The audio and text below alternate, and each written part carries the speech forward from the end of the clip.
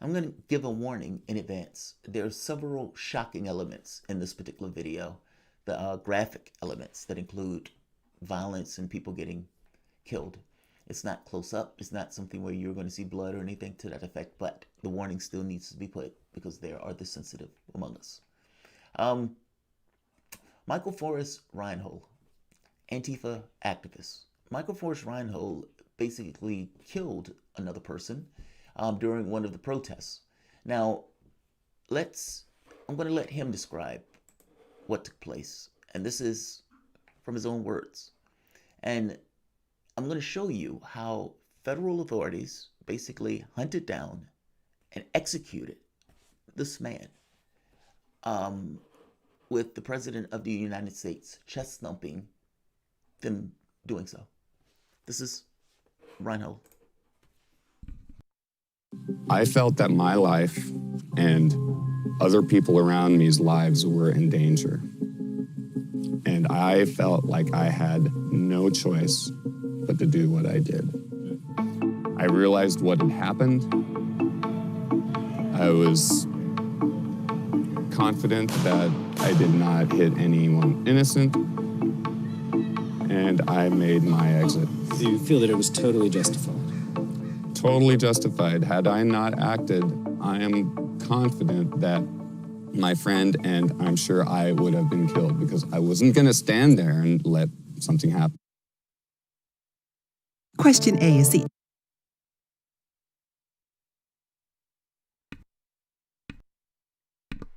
Now, that's Reinhold's point of view, basically saying, look, I didn't have a choice. If I didn't act, my friend would have died. Now, the person that he killed was a right winger, and that right winger, I want to get his name, I think it was Danielson, Aaron Danielson, supporter of the conservative group Patriot Prayer, was shot in the chest and died in the street. That was basically the shot that you heard. Again, it's not close up, but still, I wanted to give you the warning for it. But the issue here is not that he killed somebody. The issue is the response. You can make the case that Reinhold, because he killed this person, should have his day in court to make his case, to explain why he believed he needed to do that, why he believed it was justified, and allow the law to make a determination, yay or nay, in regards to whether or not he was just under our legal system terms of behaving in the way that he did. He never made it to trial. And the catch becomes, what happened and why did he not make it to trial? And that's the extraordinary part of the story. He didn't make it to trial because he was basically executed. He was basically hunted down and executed. Welcome to the soapbox.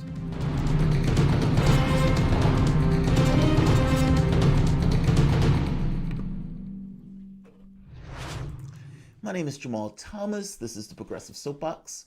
Guys, if you dig this content, please like, share, and subscribe. You can always support this content through PayPal and Patreon.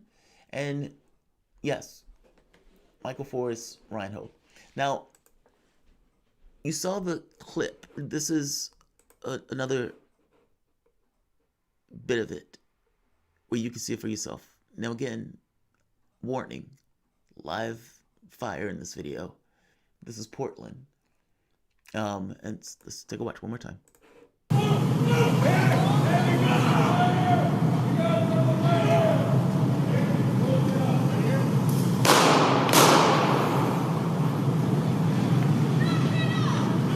And at that point, everyone runs away. Clearly, you have to get this person. And just like Kyle Rittenhouse, you have to apprehend the person who committed the crime. Kyle Rittenhouse killed 2 people. That's the 14-year-old child soldier that murdered 2 people and shot another. Well, he killed the guy. Authorities, federal authorities, after the shooting, knew where he was. Somebody tipped him off, that the Antifa activists, they knew where he was. And just to give another point, this was one of the things in his Twitter feed or in his social media feed. On July 16th, he wrote, "Every revolution needs people that are willing to fight. There are so many of us protesters that are protesting without a clue to where it would lead. This is just the beginning where the fight starts. If that's as far as you can take it, thank you for your participation, but please stand aside and support the ones that are willing to fight. I am 100% Antifa all the way. I'm willing to fight for my brothers and sisters. We do not want violence, but we will not run from it either. Today's protests and Antifa are my brothers in arms." There's nothing wrong with the post. And in regards to feeling like you're part of a larger movement of sorts, look, I've said it before. When I went to a Sanders rally, I felt like I was part of a larger whole. And I would imagine that people who are in the protests and who are out there pushing and fighting and putting their energies and mental muscle behind that stuff also feels like they're part of a whole. So this message is not indicative of anything other than a person who's part of a protest movement. It's said that he carried a gun around with him in order to protect others, especially when you had large numbers of people from some of the other right-wing groups descend in the areas and people needed protection. After the shooting took place, cops were looking for him. They got a tip, so they knew where he was. And a bunch of agencies cobbled together. Let me see if I can find the agencies. Right here. A team which included a mix of federal, state, and local law enforcement agencies already knew where Mr. Reinhold was staying in a brick complex of apartments in Lacey Wash. The task force had information from an informant passed on by Portland police about Mr. Reinhold's location and possession of firearms, said Lieutenant Ray Brady of the Thurston County Sheriff's Office, who leads the team investigating his death, Reinhold's death. Now, interviews with 22 people who were near the scene, all but one, right here, New York Times, all but one said they did not hear officers identify themselves or give any commands before opening fire. In their official statements, not yet made public, the officers offered differing accounts of whether they saw Mr. Reinhold with a weapon. One told investigators he thought he saw Mr. Reinhold raise a gun inside the vehicle before firing began, but the other two said they did not. Mr. Reinhold did have a .38 caliber handgun on him when he was killed, but it was in his pocket. There was also an AR style found apparently untouched in a bag in the car. 5 eyewitnesses said in their interviews that handgun began instant the vehicles arrived. None of them saw Mr. Reinhold holding a weapon. A single shell casing of the same caliber as the handgun he was carrying was found inside of his car. I respect cops to the utmost, but things were definitely in no way or shape or form done properly, Mr. Lewis said. Now, Gary Lewis was one of the people who saw this with his son as it took place. Now,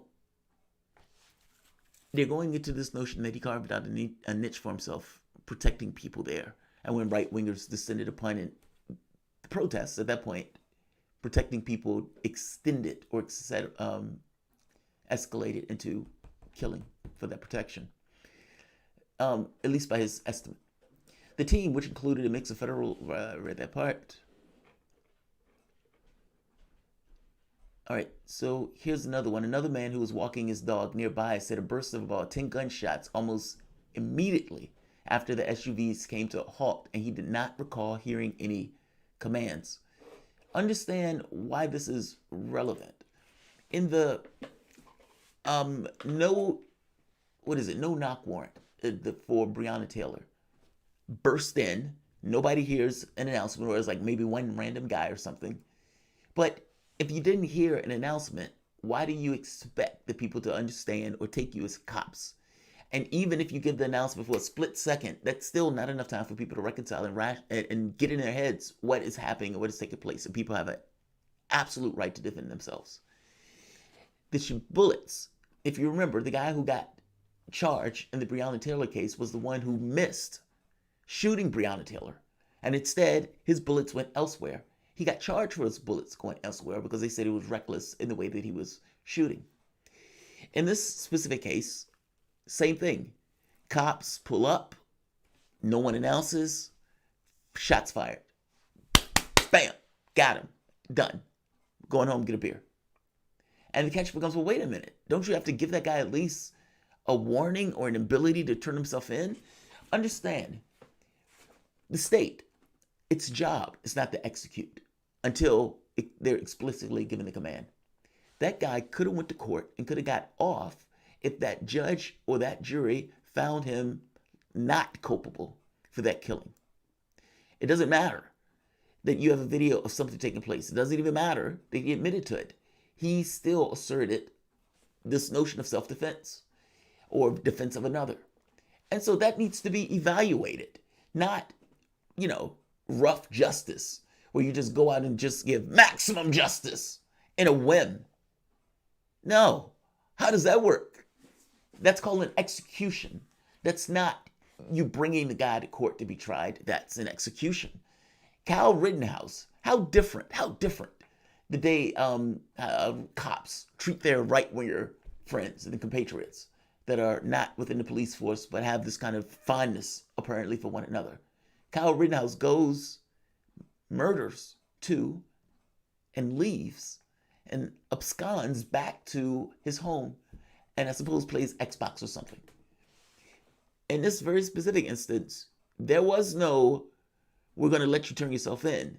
That was we're going to go out and we're going to actively execute. I don't know what was in their heads. I can only evaluate their actions. And at this point, it seems like they went out and executed him. And there's another part. The officer gave, conflicting stories, right? So in all, 4 officers fired 37 rounds from 2 rifles and 2 handguns. Think of the number of bullets. 4 officers, 37 rounds. Angela Romero, who lives directly adjacent to the shooting, said at least 5 bullets hit a brick wall and wooden fence at his home. One traveled through an exterior wall and passed down his dog's kennel and traveled into his dining room, narrowly missing his brother before lodging in the kitchen wall. They were just shooting. They didn't even know where they were shooting. Mr. Romero's neighbor found a smashed bullet in his backyard grass. They literally found ricocheted bullets where my kids was, Mr. Lewis said. It's lucky that only Reinhold was executed. In this very specific instance, here again, you have cops finding a guy who was part of Antifa. Well, in this very specific instance, a person who was part of Antifa. But you got to give him time. You have to allow him to turn himself in. The execution thing is obscene. And especially for a high-profile case like this. When this case first took place, when the person first got killed, Reinhold did a Vice video, which is part of what you were watching, where he basically was explaining his side of it. The cops who went after him seemed to do so punitively. Now, I don't know what they saw. I don't know what they thought they saw. I suppose that when one started, everybody else started. It's possible they thought he was raising the gun in the car. That is possible, but it also looks as if it's possible that they just hunted a man down.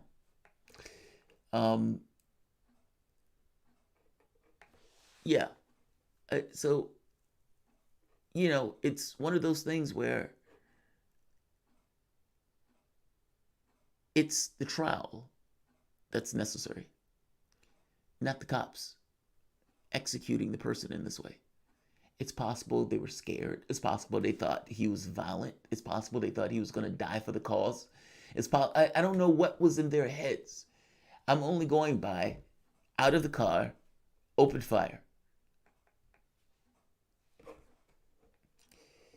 Right here. 6 minutes after the shooting started, Jason Spencer, a resident of the apartment complex, began filming a live video from the scene. In it, roughly 8 minutes and a half of Ryan Hall was likely killed. An officer could be seen beginning chest compressions on Ryan Hall's motionless body. They were undertaking almost perfunctorily from a standing position that soon ended. Meaning, it was going through the motions. Shot a guy multiple times, going through the motions as if you know, to some degree, if anybody is watching you, at the very least, you could be seen doing those things in robotic, passionless fashion. We got to do better. And I'm sorry, this doesn't change, by the way, with a Joe Biden. Joe Biden does not change this. Last point. Trump gets wind of this and brags about the murder or this execution, whatever you want to call it, of Ryan Hall. Let's play the clip. We sent in the U.S. Marshals. Took 15 minutes, it was over. 15 minutes, it was over. We got him. They knew who he was. They didn't want to arrest him. And 15 minutes, that ended. Anyway, and they called themselves peaceful protest. They knew who he was. They didn't want to arrest him. So what? They just executed him. Think about what Trump is saying here. They knew who he was. They knew where he was. They didn't want to arrest him, meaning they didn't want to do their jobs in the context of bringing him into custody and taking him to trial and letting him plead his case. No, they wouldn't do that. 15 minutes. Done. Over with. What do you mean, Trump? It's a euphemism for murder. If they didn't want to bring him into trial, then everything else from that point on was murder. Murder. Yes. And why would I say it's murder? If they're not interested in doing their investigative functions and bringing this person in to be prosecuted and having his day in court, and you can go through all of these functions and everything else, meaning it doesn't matter the quantity of the individual. You are there to bring that person in. That is your job in this case. Trump is arguing that no, their job was to go and execute. And he's bragging and boasting that this grotesque display is somehow to be applauded. Astonishing. Utterly astonishing. You have a police force like this that's emboldened by a president like this. What do you expect? What do you expect from those cops? That's not going to change with Biden. It was the same way under Obama. And yeah, it's that way under Trump. Trump gives voice to it.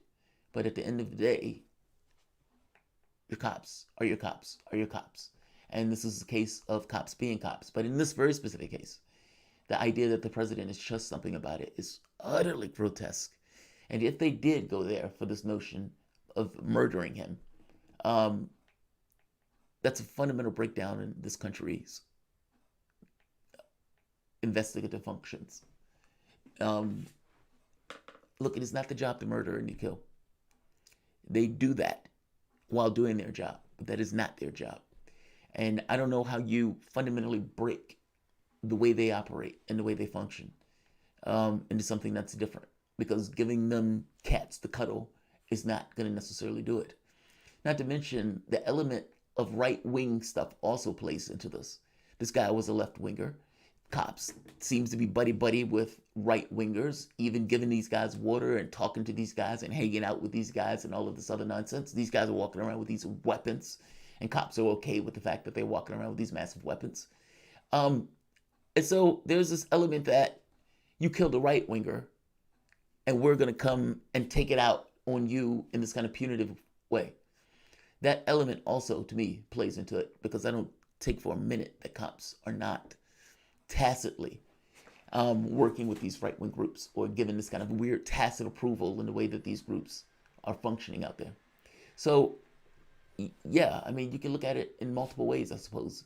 You could take the position that the cop thought he was holding up something, and then thinking he was holding up something, one opened fire and everybody else fired. You could take the position that those cops went there with the idea of executing. That seems to be the idea that Trump is taking, that the Antifa guy killed a right winger, and cops went there to execute that right winger. I mean, that lefty, for doing so, that Antifa member for doing so. That's utterly grotesque if that's true, but you could take it that way also. But either way, I guess it's a larger question on whether or not that should happen.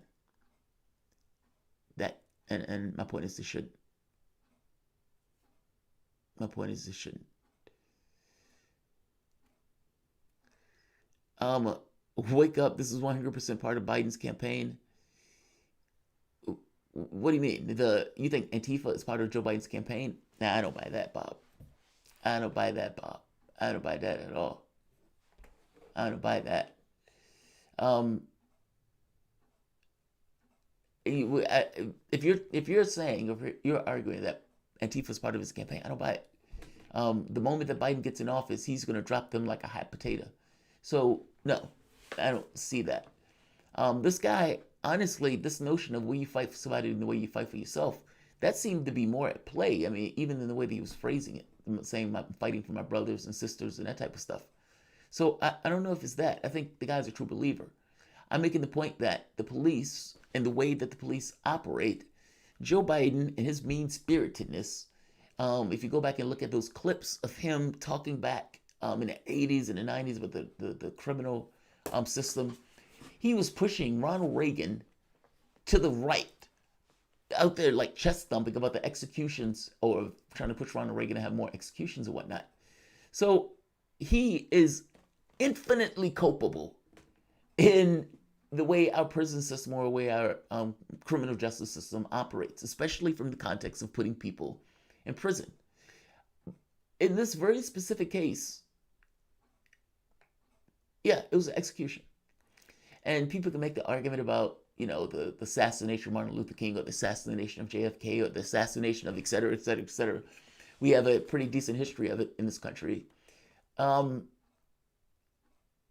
have been known to do this also. But there's a political element to this.